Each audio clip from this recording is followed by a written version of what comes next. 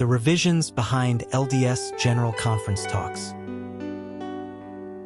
Speeches delivered during LDS General Conference undergo extensive review before they are presented, ensuring that the messages align with institutional priorities and doctrinal expectations.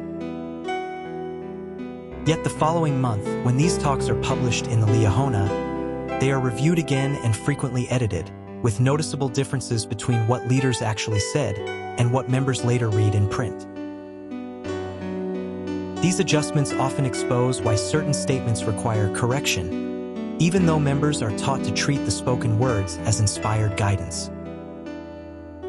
Such post-conference revisions raise ethical concerns, suggesting that the Church's legal and public relations interests sometimes outweigh transparency, and calling into question the integrity of altering prophetic messages after the fact.